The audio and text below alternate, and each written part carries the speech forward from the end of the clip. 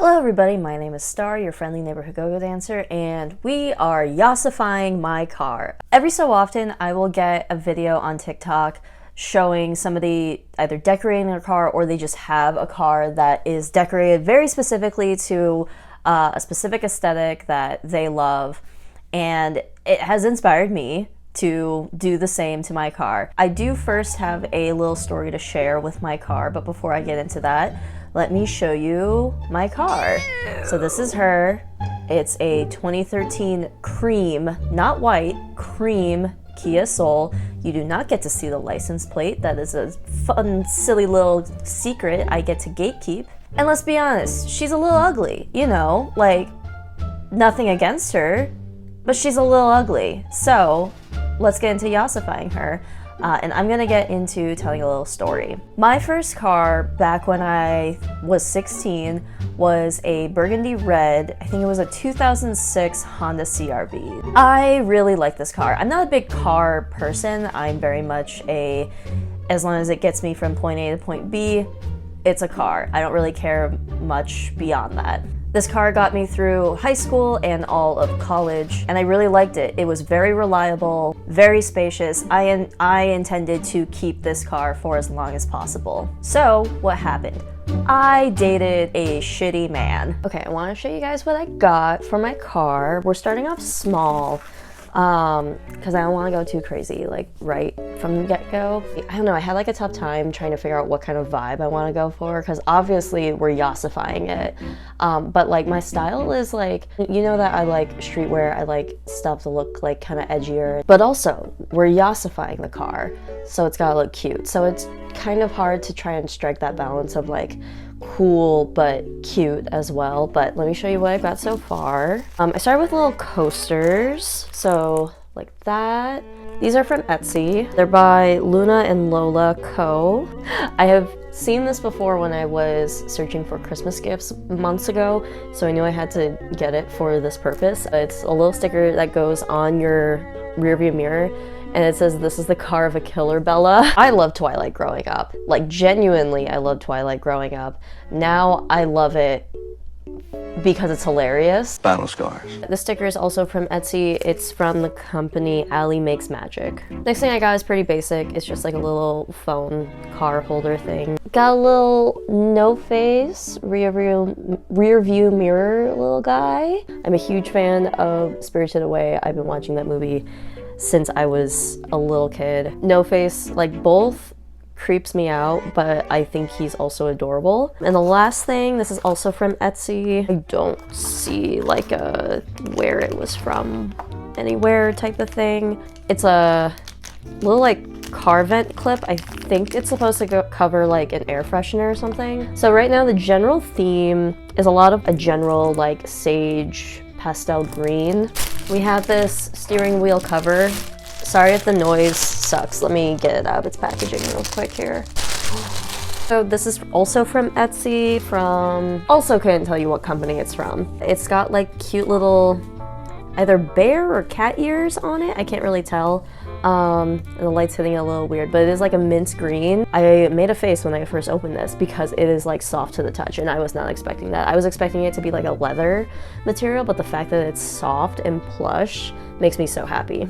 I forgot to show you what the interior looks like. Here's what that looks like. I think to start the yassification process of my car, I want to do a deep clean of everything. There were many things that made this man shitty, but one of the things that did was he totaled my car. We were living together. He drove an absolute beat up car that constantly needed work on it. So for the time being, we were carpooling. We would take my car to his work, and then I'd drive my car to my work. After I was done with work, I'd pick him up. I already start my job super early in the morning, so I had to drop off him, and he was 20 minutes away from my work. So we had to get up stupidly early in the morning. I was always really tired at that point, so I would have him drive the both of us to his work, and then I would drive myself to my work. This morning was particularly cold. It's so early, it's dark out. We're driving on the highway, and there is a semi in the left lane with its warning lights on. We don't have time to get over into the right lane. There is a car in that way. So he tries to swerve into the left shoulder. There is actually another car at the front of the semi that we couldn't see, and we end up crashing into that car. There was another car that crashed in behind us.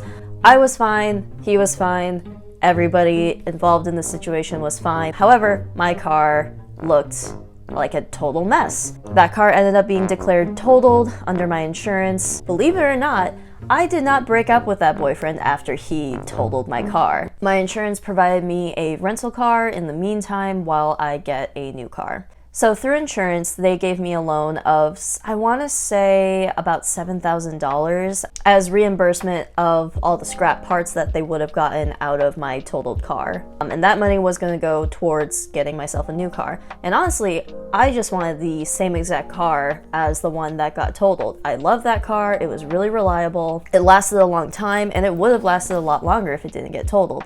So I just wanted to go with the exact same car. Maybe like a newer version of it. If I were to get a newer model of the car that was totaled, it would have ran me about $20,000 or so, and they gave me a loan of $7,000.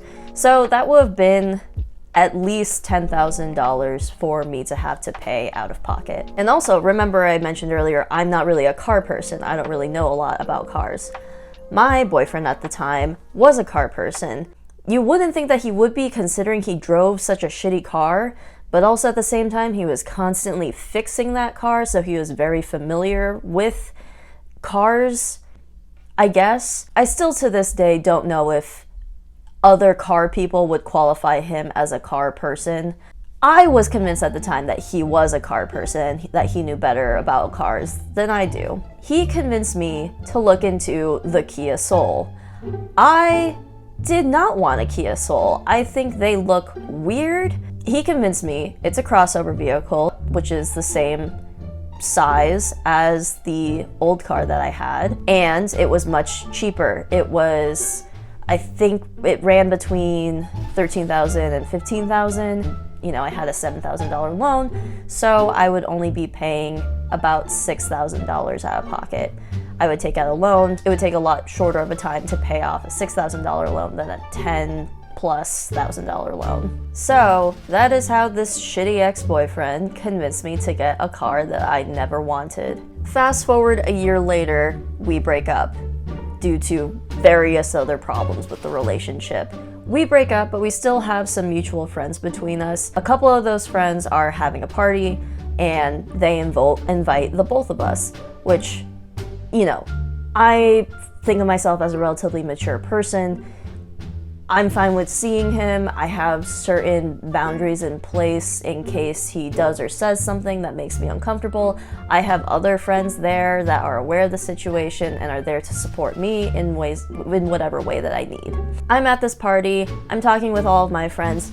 I see him, but I barely ever talk to him, so everything's going fine. Eventually, we find ourselves at some point in the party where he manages to start a conversation with me, and he tells me, "Oh, by the way, I got the exact same car as you," which I astral project into another realm for a split second.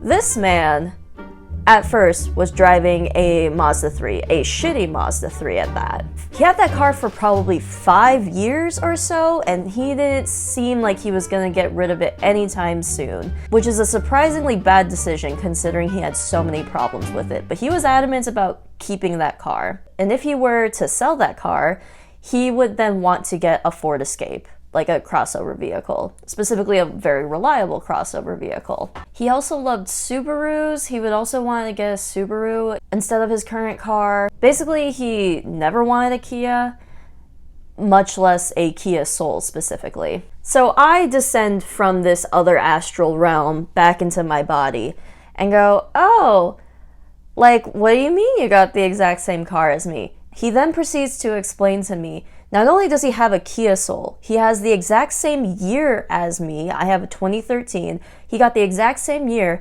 and the exact same color. My weird ass cream, not white, cream, so that it looks like off-white and dirty and sun damaged. It doesn't look white. It looks like that color was a mistake. He got the exact same color. It's a weird color. You don't see a cream Kia Soul all that often. But he went out of his way to not just get the same model, he got the same year and color, which really weirds me out. If anybody in the comments wants to explain why the hell he would do something like this, I am open to any and all explanations, because I don't see a single explanation that is valid here. And this was after we had broken up. This had been months after we'd broken up. Also, somebody explained why he would want to tell me this. Of the few instances that he's able to talk to me, because I had blocked him basically everywhere else online. Needless to say, I have another reason to not like this car, because this car is forever tied to an awful, weird ex. Back to my mindset of when I first got this car, I was initially okay with getting it, even though it wasn't the car that I wanted, because one, it was cheaper, two, in my mind, I kind of had the idea that this was going to be my in-between car. This is just the car that I'm going to have in the meantime before I get a car that I actually want. A car that I would have actually wanted was something electric or hybrid. At the time, fully electric cars were just starting to be developed. Tesla had put out, I think their like Series 1 vehicle, but of course that vehicle was very expensive at the time. I was just kind of waiting and expecting electric cars to become the norm and a lot cheaper. And in my head, I was expecting, okay, I'll have this car for about 5 to 10 years, and by then the electric car market will have grown a lot more, and I will probably be able to get an electric car for much more affordable prices. Fast forward 5 years, I still have this car, and I am not really in any sort of position to get a new car, whether that be new or used. I would probably never buy a car new. I don't really subscribe to the part of capitalism that says you have to buy a car new. If anything, I am cheap and always want to buy it used, and I want to be eco-friendly, so that's another reason for me to buy it used. So like right now, I am personally not really financially in a place to buy a new car. And also because of inflation, electric cars are not as affordable as I would have hoped they would be by now. So really I'm just coming to terms with the idea that I'm gonna have this car for a lot longer than I originally thought. But also, why should I feel compelled to get a new car just because there's some things that I don't like about this car?